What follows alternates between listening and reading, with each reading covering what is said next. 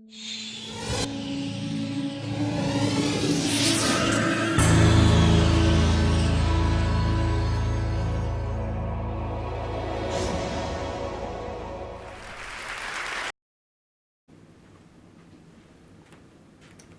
so if jealous opposed to recreate somebody, let's say make them new in a type of way, then why is 67% of young offenders likely to be in prison by the age of 25 continuously? See, today I'm here to talk to you about prison. And I'm here to talk to you about the rehabilitation programs that we still need to discover more and more. So the three questions I have here today is, are we helping people in prison to get better? Followed by doing this, are we making our society better? And last but not least, the third question is, are we facing real problems and real needs that people have? So I'm here today because we all ain't facing these problems. So here's exactly how we can face these problems today. You see, statistically shown, prison does not work for 50% of the people that are in prison today. 47% of those people are liable to return back to prison in that 1 year. So the question that you should be asking yourself now is, what are the recreation facilities? It's kind of funny. I was watching a story the other day, and it was these prisoners in Rikers Island, and it was just cool to see. That's New York, by the way, and it's just kind of cool to see their activities and basically their experiences. So you have one guy, he know how to make food, and he made something from ramen noodles, and basically he made some boots out of ramen noodles. It's kind of crazy. You had another guy, he know how to make like a portrait, and he know how to make that out of soap and sculptures out of soap. I was watching this video actually, and his name is Ishmael Nazario. He's on YouTube. It's a good story actually. You could look him up. His story went a little something like this. He was a young boy, and he found out, and his mother found out as well, that she had cancer, breast cancer actually, at the age probably around 7. And basically, as he got older through time, he did some bad things with his life, made some bad choices, hung out with the wrong crowd. So at the age of around 16, he was incarcerated with assault, which then had to take him to Rikers Island. So this basically talks about his life and him being incarcerated for 300 days. So the first part of it is that it's a thing called, in jail, it's called the box. Basically what that box is, it's just like you being in this isolated area with nobody, just you and those four walls behind you in the front. And that's basically the only thing you're looking at all day long. You only come out for 1 hour.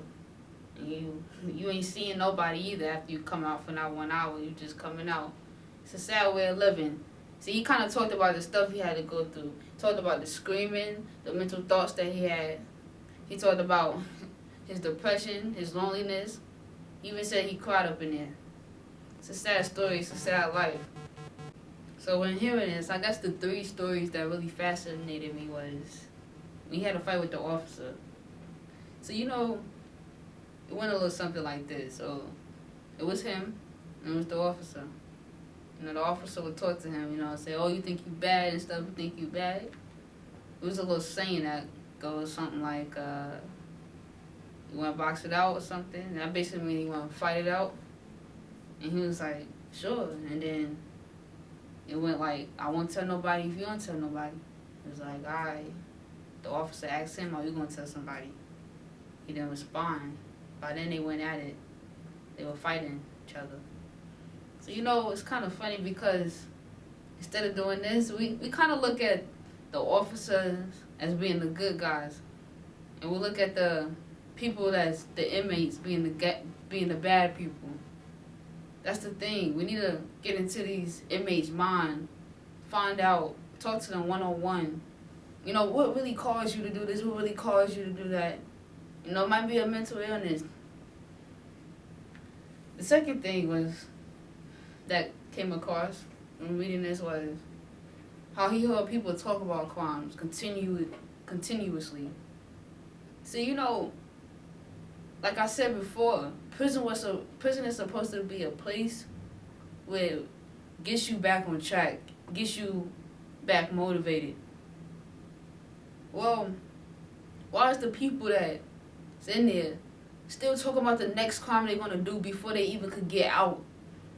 They still talking about stealing. They still talking about, oh, how we gonna sell this drug and that drug to these people.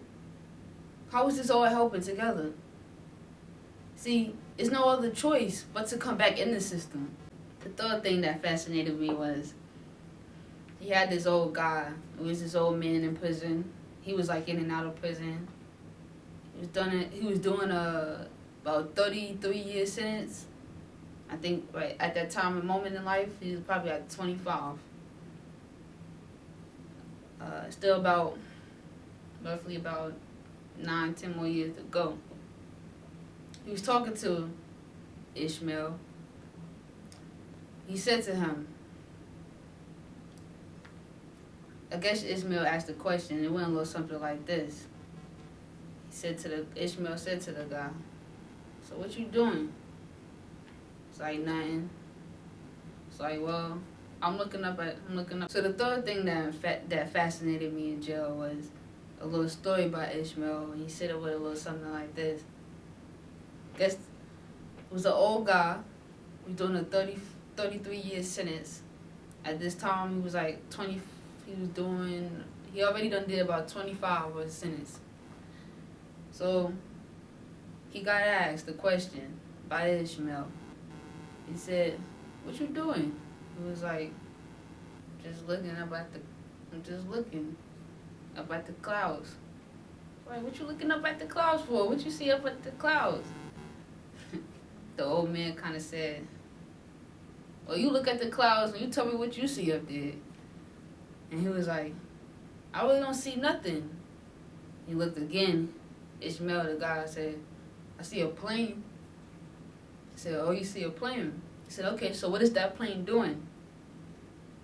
He said, it's going by, it's zooming by. It's like, exactly. Now, who is on those planes? That's what the old man asked Ishmael. Ishmael said, people. He said, exactly. That's people, and that's our life passing us by. See, it's get kind of sad, you know, when you up in there for a long time. So I guess the story of it all is that wasn't that old man first time back in prison. He actually been in there ever since, repeatedly, like a repeating cycle. So he was talking about ways to get out of prison and how it gets hard when he finally leaves out of prison. Again, where's our rehabilitation facilities? See, you learned all of this. The question is, what are we going to do to society to change the current state of prisons in America? See, let's increase for recreation. We could make sure as a community and as a whole, we come together to form a nation for some kind of implement that should be set in play. You know, let's improve work methods. Let's make sure that everybody that's in prison now, that they come out with something that they did not have. For example, GEDs. For example, better education, more classes. And for people who don't even really want to go into the school field or a more major field, I'm sure it's something for everybody, rather if it's the arts, rather if it's the music. Let's find something for them so that when they come out, they could become and be a better person to society rather than when they left out. Let's get the people off the streets. Let's get the people from drugs. They want to do drugs? Okay, well, let's try our way. Let's work our way best to see how they could be in the more pharmaceutical industry. So let's start a group start a home. In all these small ways, we could do something to form something. I just talked to you about that guy, how he made this type of stuff and how they made this type of stuff out of frame and potato chip bags and soap and all these other type of stuff that you just found and that you basically could just find in your house. Tell me how many people really think about doing this. You know, maybe they're hands on. They could be the construction workers of our new. They could be the construction workers of our new buildings that we decide to put up. See, I'm not saying that prison should be this fun place and magical place that you just come to, but what I am saying is that while a person is in prison, let's get them the help they need. Let's make it a place for one that can make one turn out better than how when they first came in. See, about 80% of prisoners are drug abusers or drug dealers. Or even in that case, a lot of them too are alcohol abusers. Well, it's 2015, you guys. Let's make that 50%, 49%. And then after that, let's make that 32%. After that, let's get to 27%. Thank you.